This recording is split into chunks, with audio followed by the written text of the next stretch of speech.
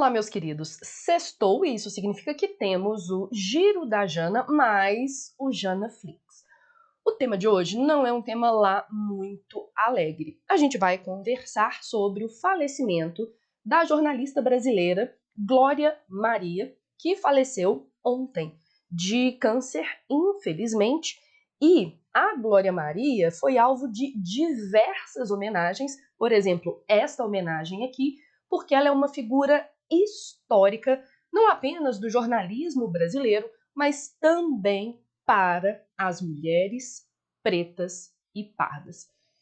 É difícil para mim gravar esse vídeo porque na minha mente a Glória Maria é uma figura que me mostrou que eu poderia eventualmente ser uma mulher bem-sucedida, uma mulher que ganha dinheiro, uma mulher empoderada, uma mulher que tem uma autoestima, né? Se a gente pensar, ela é uma mulher que fez história na televisão, na carreira dela, né? A gente pode pensar, por exemplo, quais são os marcos pelos quais ela foi responsável. Ela estreia em 1971 na televisão. Antes disso, ela já operava em jornais impressos e nos bastidores da televisão. Ela aparece pela primeira vez na televisão ao falar, né, ao reportar o desabamento de um elevado na cidade do Rio de Janeiro, e aí a gente começa já a ver a história acontecendo.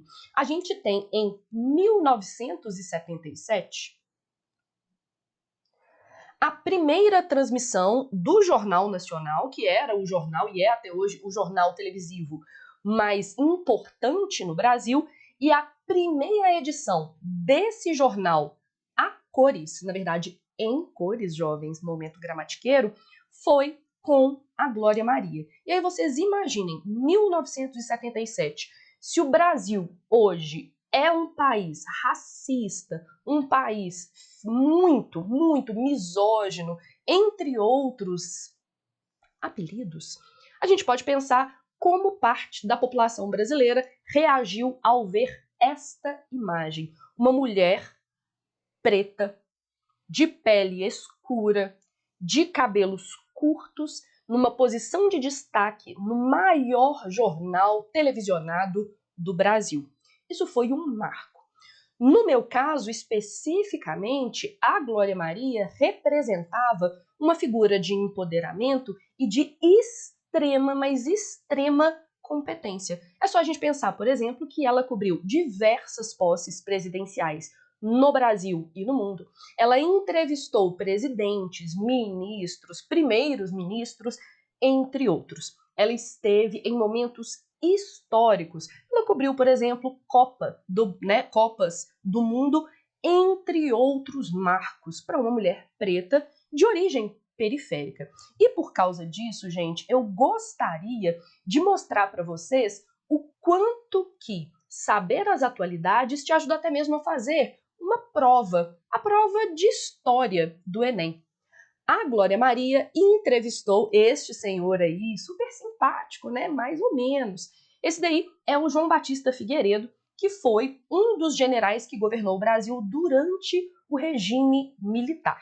Durante a entrevista com o João Batista Figueiredo, ele teria falado a frase que, para defender a democracia, eu bato, prendo e arrebento.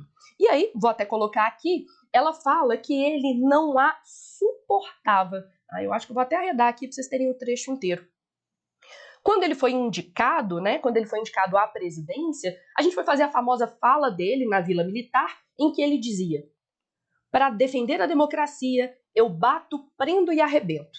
Isso que o senhor citou não existe mais, rebateu ela na época. O que seria impensável durante o regime militar, quanto mais dito por uma mulher preta de pele escura. A partir disso, ela foi expulsa pelo Figueiredo, que falou, né, tira essa mulher daqui, tira essa mulher daqui. E, pelo que ela conta, era relativamente comum que, quando ela entrasse, né, ela entrava nas salas de coletiva, ele encerrasse a entrevista e se afastasse, ou pedisse para ela sair. Aí eu pedi, presidente, a TV Globo, o Jornal Nacional, será que o senhor podia repetir? Problema seu, eu não vou repetir, disse o Figueiredo. Onde ela chegava, o então presidente dizia para a segurança, não deixa aquela neguinha chegar perto de mim, relembrou em um depoimento. Quando eu penso hoje na Glória Maria, eu penso o quanto ela foi importante para eu saber que eu poderia ser bem-sucedida. Para eu entender que, às vezes, quando uma mulher preta ou parda se afirma, se valoriza, ela vai ser chamada, como, por exemplo, ela foi várias vezes, de arrogante, de metida, de agressiva. Com ela, eu aprendi que eu posso sim afirmar os meus desejos, celebrar os meus talentos e, entre outras coisas, as minhas conquistas. Sem saber, foi a Glória Maria que, para mim, numa das primeiras vezes na minha vida, rompeu uma coisa que a gente chama de teto de vidro.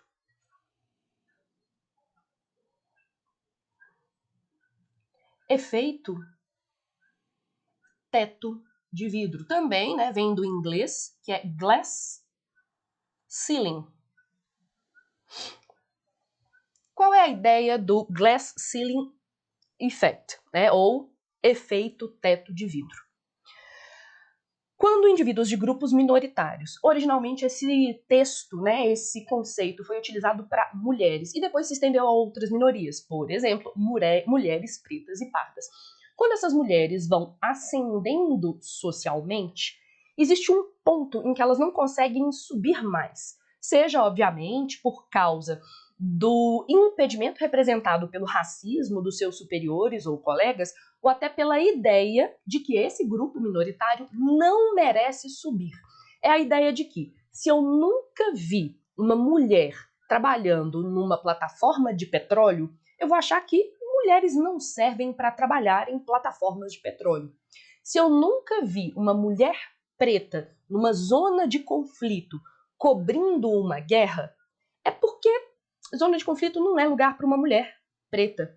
Se eu nunca vi uma mulher preta, por exemplo, vestindo uma roupa de luxo ou estampando, eventualmente, uma revista elitizada como a revista Vogue, eu nunca vou imaginar que eu poderia ocupar aquele espaço. Esse é o efeito teto de vidro. Esse teto invisível, mas que continua nos impedindo de alcançar as instâncias mais altas da sociedade, as instâncias mais elitizadas da sociedade. E, já que isso daqui é o Giro da Jana e o Janaflix, eu sugeriria que vocês assistissem sobre o efeito teto de vidro ao discurso feito pela atriz norte-americana Viola Davis em 2015, quando ela ganhou o Emmy por melhor atriz em série dramática. Ela falou sobre ser a primeira mulher preta a ganhar esse prêmio na história desse prêmio. Eu destaquei um trechinho para vocês entenderem o que a Viola Davis tem a ver com o efeito glass ceiling. Ela diz assim: na minha mente eu vejo uma linha, que a gente vai usar aqui como teto. E depois dessa linha, vejo campos verdes, flores adoráveis e lindas mulheres brancas com seus braços esticados na minha direção. Depois dessa linha. Mas não consigo chegar lá. Não consigo passar dessa linha. Quem disse isso foi a ex-escrava e abolicionista americana Harriet Tubman nos anos 1800. E na Netflix tem um filme sobre a Harriet Tubman. Procurem. E deixem-me dizer algo a vocês. A única coisa que separa as mulheres negras de qualquer outra pessoa é a oportunidade. Seja a oportunidade de se achar merecedor daquele talento, seja a oportunidade de chance de ascender socialmente. Não nego para vocês, eu estou gravando esse vídeo claramente emocionada.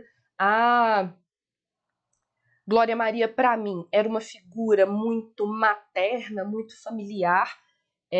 Eu venho de uma família afrodescendente e continua sendo muito raro que eu veja mulheres que se parecem com a minha avó, com as minhas tias na televisão. E por causa disso, um dos episódios que eu mais gostei de ouvir do podcast Mano a Mano, que é feito pelo Mano Brown, é o episódio da Glória Maria. Nesse episódio da primeira temporada do Mano a Mano, ela vai discutir, entre outras coisas, o que é ser uma mulher preta, retinta, em espaços de poder, seja poder político, enfrentando, por exemplo, o João Batista Figueiredo, seja poder socioeconômico, sendo, por exemplo, confundida coincidentemente com uma prostituta em hotéis de luxo nas suas várias viagens pelo mundo. Gostaria de encerrar este momento relembrando.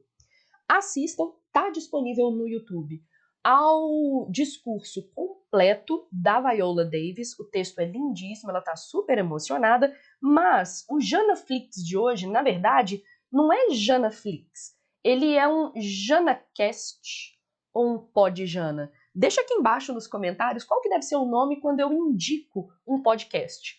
JanaCast ou PodJana? Eu quero que você escute a participação especial da Glória Maria no Mano a Mano com o Mano Brown. Dica: ela dá várias escalavradas no Mano Brown. Um beijo e que a gente siga forte, feliz, empoderada e cheia de sucesso.